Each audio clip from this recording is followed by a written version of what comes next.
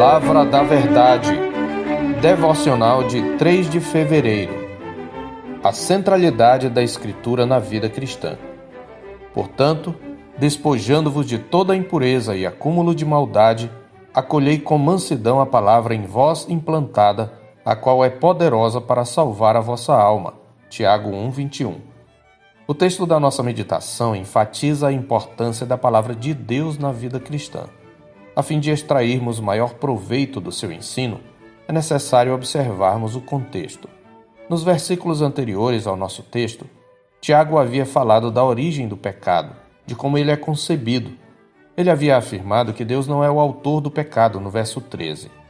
Primeiro, porque Deus não pode ser tentado pelo mal. O mal não pode vencer o poder de Deus, a misericórdia de Deus, a santidade de Deus. Deus é o sumo bem.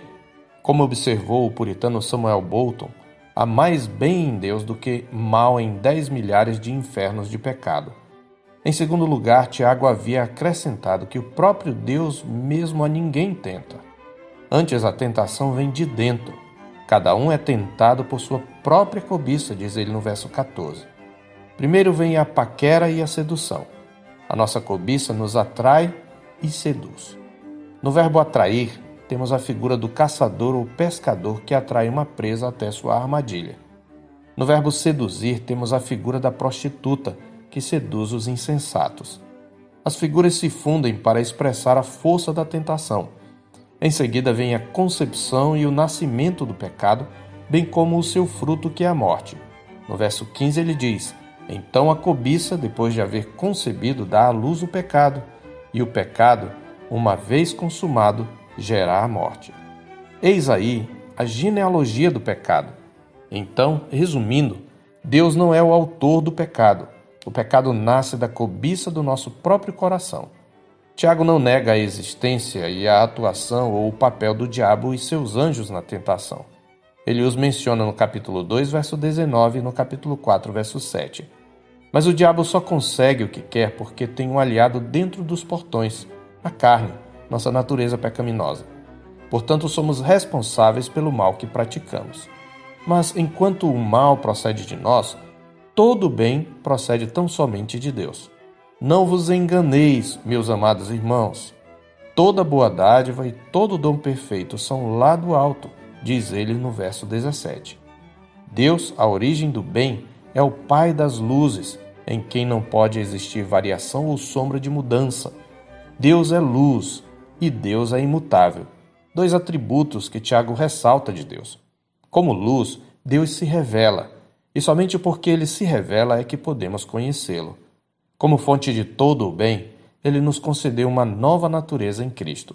Aqui está o paralelo de contraste que ressalta a importância da palavra de Deus para a vida cristã.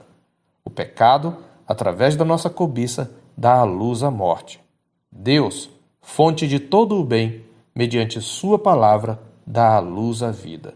Eis o papel da palavra no novo nascimento. A Escritura, no processo de conversão, foi como uma parteira. Podemos também dizer que ela é a semente da nova vida, como Pedro fala em sua primeira epístola, capítulo 1, verso 23. E somos as primícias de suas criaturas, diz Tiago.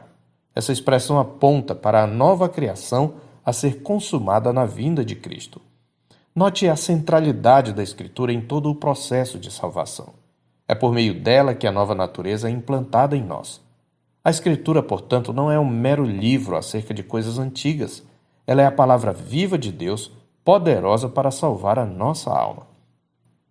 Se compreendemos que a Escritura é a semente da qual nascemos e a palavra poderosa que nos salva, devemos estar sempre prontos para ouvi-la. Isto significa confiar em Deus e não em nosso coração, cuja cobiça nos engana. Por isso ele diz no verso 19: todo homem seja pronto para ouvir, tardio para falar, tardio para se irar. Por isso somos também exortados a nos livrar de toda sujeira moral e espiritual por meio da confissão e do arrependimento e acolher a palavra de Deus com mansidão em nosso coração. O verbo tem o sentido de dar as boas-vindas e envolve guardar na memória em atitude de inteira submissão. E se compreendemos que a Escritura é a lei perfeita que liberta, como ele diz no verso 25, não nos satisfaremos em ouvi-la apenas, mas haveremos de praticá-la, pois sem a prática, a palavra de Deus cai em nosso esquecimento. Crente, leia a Escritura e estude-a. Ouça atentamente mensagens que exponham fielmente a Escritura. Medite nela, pregue-a continuamente ao seu enganoso coração e esforce-se na dependência de Deus para torná-la sua prática de vida.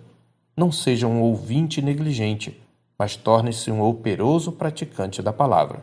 Assim, conforme a promessa de Deus, você será bem-aventurado no que realizar. Eu sou o pastor Marcos Augusto, pastor da Terceira Igreja Presbiteriana de Boa Vista, em Roraima. Tenha um bom dia na paz do Senhor Jesus.